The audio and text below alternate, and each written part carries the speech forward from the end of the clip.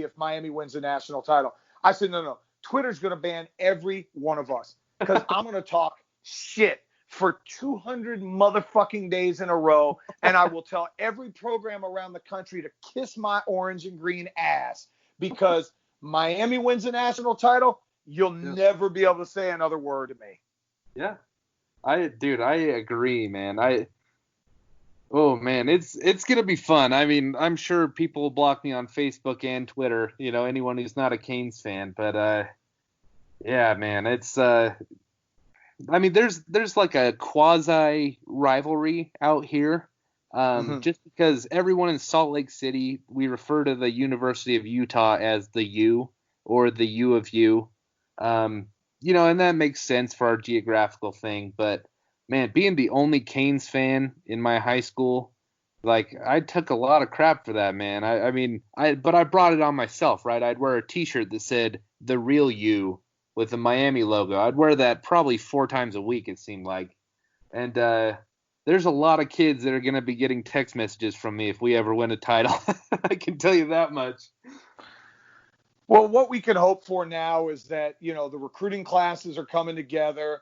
I'm 5 through 10 parts of my 10-part series breaking down the roster.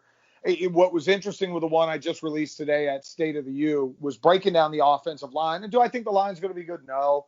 I think they'll be better than last year. I mean, goddamn, I could have gone out and played better offensive line at 44 years old and 2 torn Achilles than some of the guys did a year ago. But what's great about the O-line this year is you have 2 really good freshmen coming in that you might be able to redshirt. You might be able to play Jalen Rivers and Isaiah Walker the 4 games and then sit them down. When's the last time we've had that luxury on the offensive line? Devon Donaldson, freshman, get in there. Eric Flowers, freshman, get in there. Casey McDermott, you had to get him in there. So if Manny can build this thing the right way, and if you do go 10-2, 11-1 like you should, and get to an ACC title game, all of a sudden now you get the Jake Garcias to flip. You get, the Justin Flows to go to Miami instead of Oregon. You get those kids in South Florida instead of Jerry Jeudy leaving to go to Alabama. They start staying home. But kids today, and it's one of the things Dan alluded to, kids today see results. It's no longer, hey, I'm going to Miami. The cool thing is to go to Miami because it's still Miami. But they see results. They go, hell, everybody's on national TV. I want to be playing in January in one of those 3 games that matter. And we got to get back to that. Yeah, I agree, man. And, in my prep for this interview today, I actually read your article on the 1986 Canes from State of the U, which was fantastic, by the way. But I made a comparison and I wrote down some ideas about it. I quickly realized, talking to Dan, that it probably wouldn't have gone over very well, pitching it to him. But I actually see a lot of similarities. And this is me a little bit with my tinfoil hat on. So maybe coincidences is a better word for it than similarities between the 2020 team and the 1986 team. This is the first time in 2 decades that we're going to have a Heisman caliber quarterback on the roster, which we did with Vinny. We're going to have a first round pass catcher. We have an elite pass catcher with Brevin Jordan, which juxtaposes well with Michael Irvin. Not comparing the two. I'm just saying we finally have an elite pass catcher again with a Heisman caliber quarterback. We talked about it with Dan that we have we definitely have the best defensive line room that we've had probably since 1986.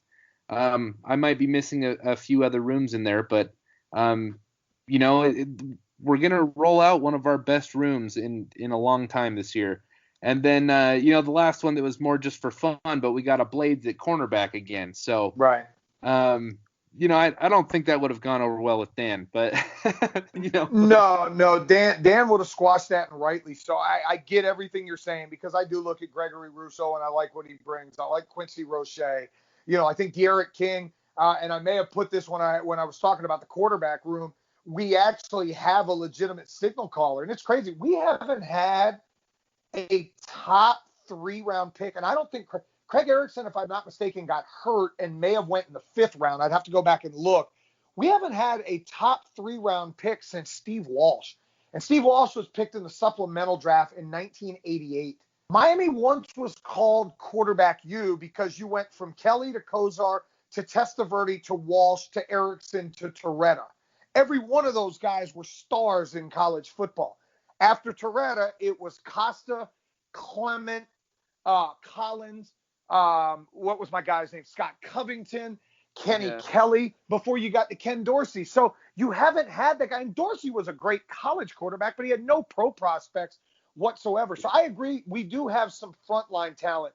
The difference was, and Dan mentioned it, you talk about 86, you're going from Sileo and Brown to Russell Maryland and Willis Pegues and Greg Mark and Bill Hawkins. I mean, all of those dudes can play. Yeah. We got two great guys that we know can play in Russo and Roche. I hope that Jalen Phillips can play. Yeah. I hope that Nesta Silvera takes a step. Yeah. Outside of that, it's all hope. I don't know that those guys can play for sure. You're right. And, I wasn't around in 86, so I'm going to pose this as a question rather than telling you. But in 86, did we know what those guys on the bench would be? I mean, were they proven commodities, or is that more hindsight as 2020? Because, I mean, we do have Jafari Harvey coming off the bench and Jalen Phillips coming off the bench. I mean, 3 years from now, if they're both first-round picks, then the argument changes a little bit. It was tough because 1984, Miami, long story short, Jimmy Johnson gets the job in 84, but he was forced to keep a lot of Howard Schnellenberger's staff. Well, they were running more of like a 5-2 defense back then. I know it sounds crazy to run that today, but so many teams ran the ball. You ran a lot more 5-2. Jimmy wanted to change to a 4-3 attacking defense in 84. The other coaches didn't want to. And the defense, if you go back and look at the 84 team, the defense cost them a national championship. They could score on anybody with Kozar and Eddie Brown and Melvin Bratton and Alonzo Highsmith and guys like that. The defense stunk. Well, Jimmy, he whacked all of them. They went 8-5. He fired all of them. I'm getting rid of all these clowns. So 85, the defense was better. I'll be honest, I was 9. So my memory, how good were they coming into the year? I don't know. I can't give you a true, hey, this guy was going to be good. All I know is that rolling into the 86 national championship game, that team had no business losing. And I could go even further. I know you're saying this may be one of the better rooms. Go look at 87. Go look at 88, 89, 90, 91, 94. In 96, you had Kennard Lang and Kenny Holmes, who both ended up being first-round picks at DN. Go to the 2001 team where it was William Joseph, Andrew Williams, Jerome McDougal, Vince Wilfork was on the bench, Matt Walters. They've had some D-lines that were really, really deep and really, really stout. So this D-line's got a lot to live up to. And it's funny, I go back to Joe Zagacki. I'd asked him like 3 years ago when Shaq and Pink and Zach were sophomores. I said, could this be the Bermuda Triangle? And he goes, slow down. He goes, John, I love you. Slow down. Remember the Bermuda Triangle. That was Michael Barrow, Jesse Armstead, and Darren Smith. He goes, those guys single-handedly wrecked offenses. He goes, Shaq, Pink, and McLeod are not those guys yet. And they ended up not being them. No disrespect, but we got to earn it. Russo's got to do it against Alabama in a championship game or Clemson in an ACC title game. Roche's got to do it there before I'll even consider putting him on that pedestal. Okay. Yeah, well, I mean, I definitely am willing to go along with what you're saying. I mean, you were there, so but yeah, I think those comparisons were more just almost something fun, but I guess I should have known better with the intensity that Dan brings, that it's he doesn't mess around when he talks Miami. And that's what you're supposed to do when you love this program. The way that we all do, we're going to bring the passion and bring the heat. And that's why, you could say you guys are 6 months, less than a year podcast, and all of a sudden you're one of the top 10 football podcasts in the country. It's because Miami fans want to hear Miami content. And, one of the things I wish I would have done 5 years ago is do this, is to give this venue to Miami fans and bring the passion. But that's why I love writing for Cam and State of the U, is just showing that, like, I'll show you my passion week in and week out. And that's why I'll go on anywhere and talk Miami football. But congratulations to you guys for doing that as well. Yeah, thank you so much, man. It's been a wild ride. I mean, it's crazy having a top 10 podcast for football. And then, it felt like a big deal to me going on radio yesterday. Maybe it's not that big of a deal, but it's just kind of been a whirlwind, because it's like 5 months of doing the same thing every week. We're recording twice a week. I'm prepping 3 days a week and on top of a full-time job. And then didn't really feel like anything changed. It was just, we just blew up all of a sudden, so it's pretty fun, man. And I'm pumped for the future. And, I'm excited to get back to a point where we're having more fans on the podcast again. I think that's something that really made us great.